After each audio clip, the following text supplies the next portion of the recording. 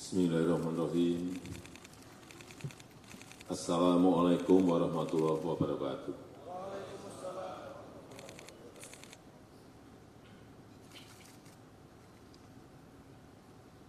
Yang saya hormati Ketua Komisi Yudisial, para Menteri, Kapolri, para Kepala Staf Angkatan, para pejabat utama, Mabes Polri, seluruh Kapolda yang hadir, para penerima manfaat dari perizinan ini, Bapak Ibu, tamu undangan yang berbahagia.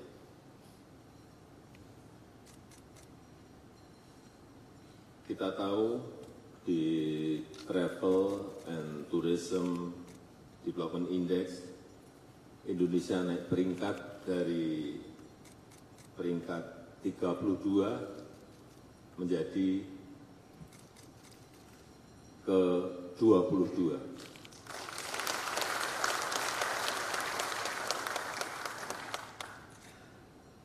Tapi kita masih tertinggal, kalah dengan Malaysia, dengan Singapura, Thailand, dan yang terakhir kita kalah juga dengan Vietnam. Meskipun naik, tapi kita hanya di urutan kelima ASEAN.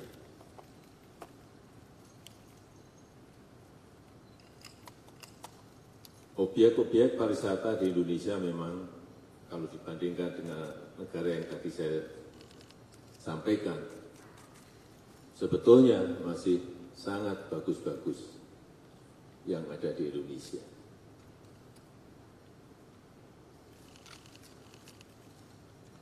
Sehingga yang paling baik adalah mendatangkan wisata mancanegara dalam jumlah yang besar. Dengan cara apa? Dengan cara menyelenggarakan event-event internasional. Baik itu yang namanya konser musik, baik itu summit, meeting, dan juga event-event olahraga. Kita tahu yang baru saja diselenggarakan Taylor Swift di Singapura di bulan Maret yang lalu, diselenggarakan 6 hari di Singapura. Dan Singapura adalah satu-satunya negara ASEAN yang menyelenggarakan itu.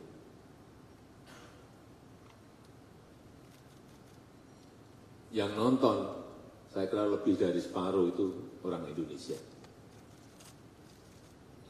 Karena penggemar Taylor Swift, kalau kita lihat di Spotify, Indonesia itu 2,2 juta orang.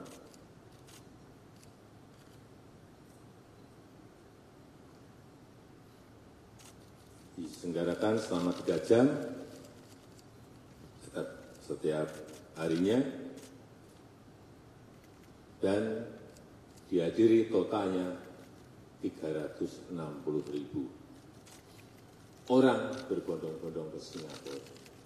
Sekali lagi, saya pastikan separuh dari yang nonton itu orang Indonesia. Mungkin banyak yang ada di sini yang nonton ke sana. Apa yang terjadi kalau kita berbondong-bondong nontonnya di Singapura? Itu ada yang namanya capital outflow. Aliran uang dari Indonesia menuju ke Singapura. Kita kehilangan.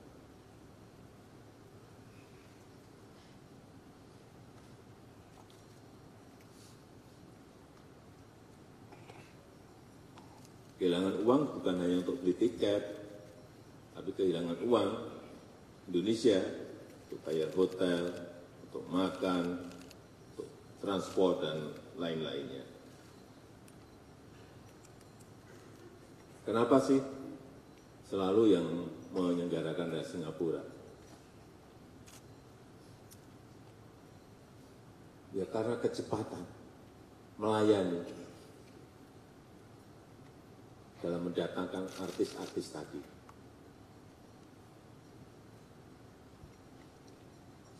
Dukungan pemerintah, baik itu kemudahan akses, keamanan, dan lain-lainnya. Yang kedua, saya ingat konser Coldplay. Indonesia dapat, tapi hanya 1 hari. Hanya 1 hari. Singapura dapat 4 hari. Penuh, tambah lagi jadi 5 hari. Penuh, tambah lagi jadi 6 hari. Sekali lagi, yang nonton itu separuh adalah dari Indonesia. Saya pastikan lebih dari separuh dari Indonesia. Karena di sini tiketnya baru 20 menit saja sudah habis. Tapi mau nambah nggak bisa. Kenapa? Saya tanya ke penyelenggara, karena memang urusan perizinan kita ruwet.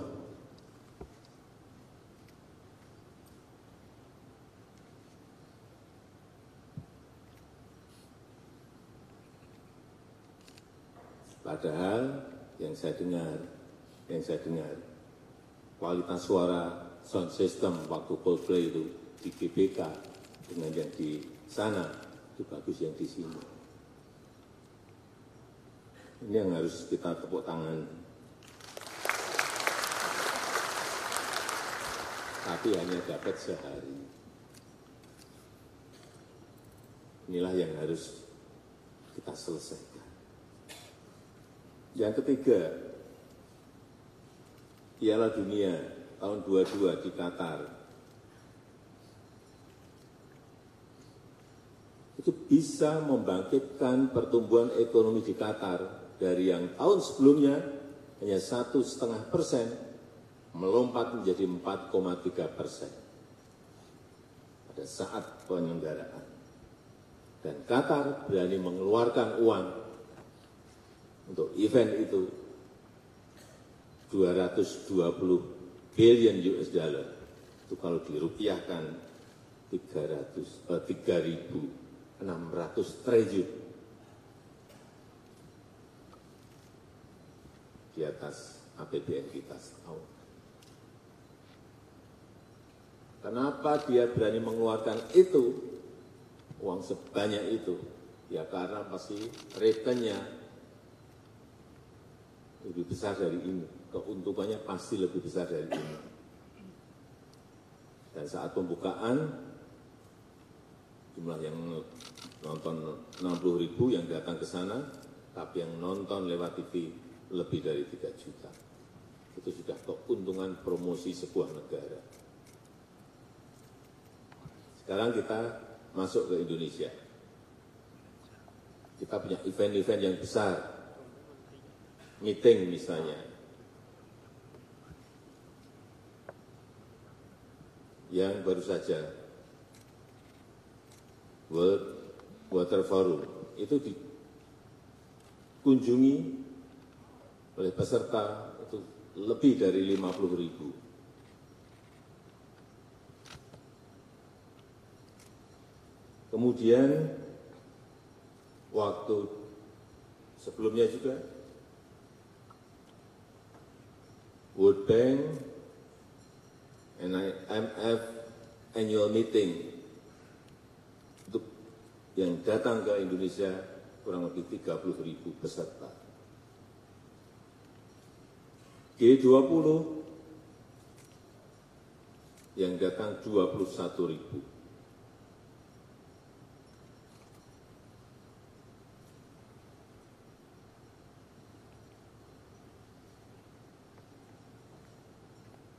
Dan setiap peserta itu spendingnya, belanjanya kurang lebih 30 juta per orang. Tinggal kalikan saja. Total menjadi berapa ratus miliar atau berapa triliun. Inilah event meeting. Sehingga sekarang banyak orang rebutan mengadakan event-event dunia.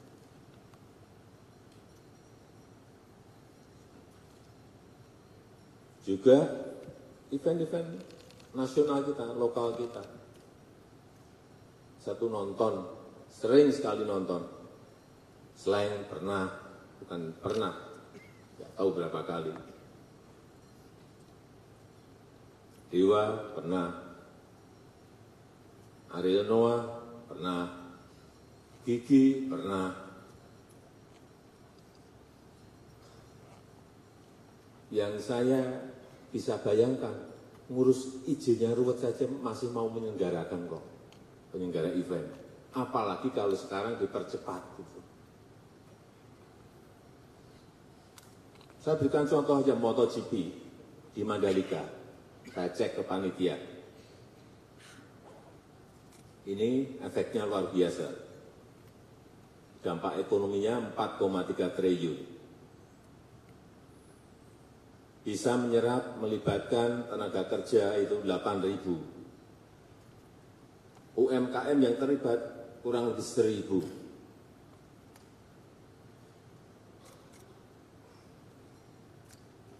Tapi begitu saya tanya,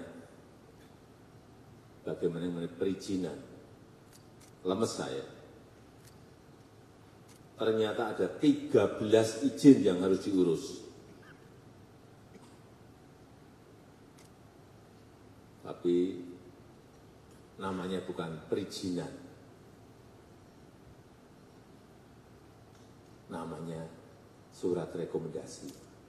Sebetulnya sama saja, perizinan itu hanya diganti nama aja, dihaluskan menjadi surat rekomendasi. Ada yang namanya surat pemberitahuan, tapi namanya itu izin.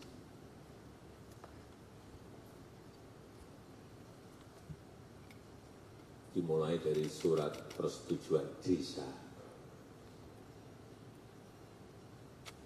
surat rekomendasi dari IMI NTB, surat rekomendasi dari IMI Pusat, surat rekomendasi dari Polsek, surat rekomendasi dari Polres ke atas lagi, surat rekomendasi dari Polda NTB, dan surat rekomendasi dari Mabes Polri. Kemudian ada surat dukungan dari RSUD di NTB, surat dukungan dari Dinas Kebakaran. Harus punya ini, kalau enggak izin-izin tadi enggak keluar. Surat pemberitahuan ke Bea Cukai karena mendatangkan barang-barang dari luar. Surat pemberitahuan ke KEK NTB, surat pemberitahuan ke INSW, ini urusan Bea Cukai. Kalau saya jadi penyelenggara event itu, lemes dulu sebelum bertanding eventnya. Mungkin masih ada tambahan lagi ini, izin yang sudah saya sebut lagi mungkin ada tambahan lagi. Atau mungkin duit saya sudah habis dulu sebelum eventnya terjadi.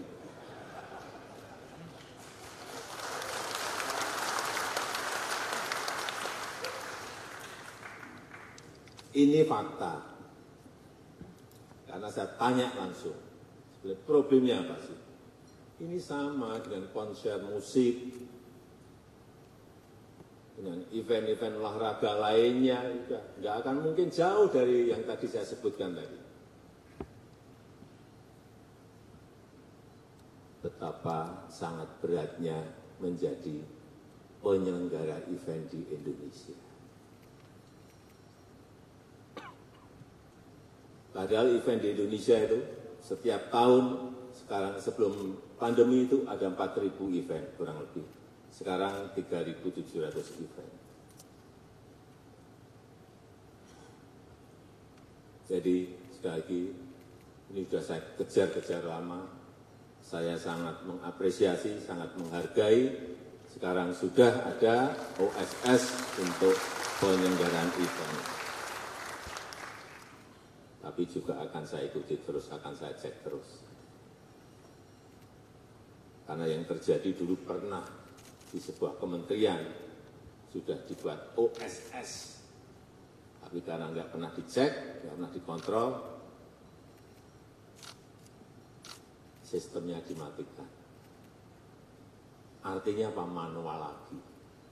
Artinya ketemu lagi. Dan akhirnya ditangkap oleh KPK. Ya, saat itu langsung ditangkap oleh KPK. Saya datang, karena saya datang ke sana.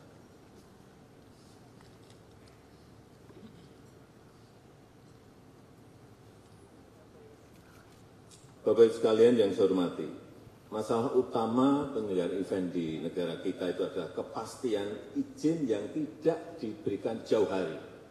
Jadi saya minta juga pada penyelenggara event itu mengajukannya jauh-jauh bulan sebelumnya, 6 bulan sebelumnya, setahun sebelumnya, mengajukan izin dulu. Artinya itu ada perencanaan yang baik, manajemen perencanaan yang baik, kapan event itu diselenggarakan. Pemerintah, jajaran pemerintah juga tadi sampaikan oleh Pak Kapolri, totalnya bisa disampaikan hanya dalam waktu 14 hari dari beberapa perizinan tadi. Sehingga penyelenggara bisa mempromosikan eventnya, bisa menjual tiketnya dengan baik.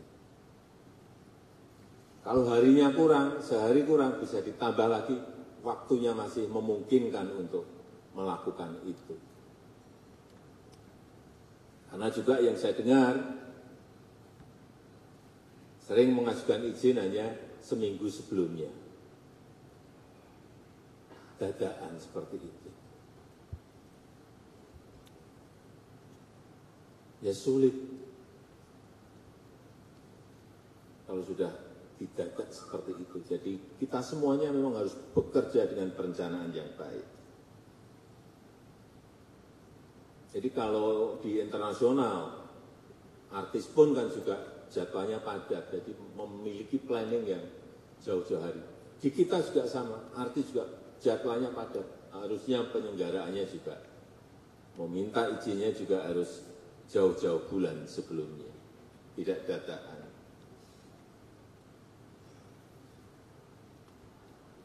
Dan bahkan di negara kita ini masih sudah izinnya keluar saja masih dibatalkan.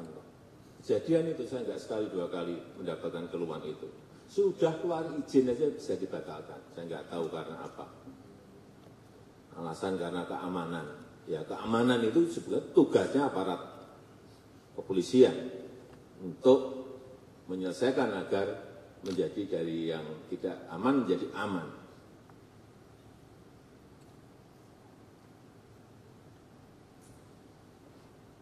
Oleh sebab itu, sekali lagi mengenai digitalisasi proses perizinan ini yang segera kita launching, harapan saya sekali lagi bukan hanya website layanan saja, tapi betul-betul memberikan kemudahan pengurusan, betul-betul memberikan kepastian jauh-jauh hari sebelumnya, betul-betul memotong birokrasi kita, dan sehingga munculnya adalah sebuah kos yang lebih murah dan lebih terbuka transparan. Saya rasa itu yang ingin saya sampaikan, dan dengan mengucap Bismillahirrahmanirrahim pada pagi hari ini secara resmi saya luncurkan digitalisasi layanan perizinan penyelenggaraan event di Indonesia. Terima kasih. Kami mengundang PR besar juga. Setelah ini rampung, PR kita adalah bagaimana agar hak cipta itu bisa berdampak pada para seniman, pencipta lagu, dan lain-lain. Kalau eventnya banyak, tapi dampaknya tidak ke pencipta lagu, ke artisnya juga ini akan tidak berdampak baik kepada para seniman kita. Saya rasa itu. Wassalamualaikum warahmatullahi wabarakatuh.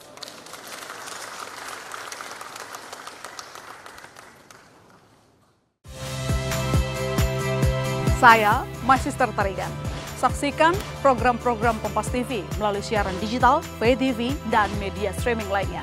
Kompas TV, independen, terpercaya.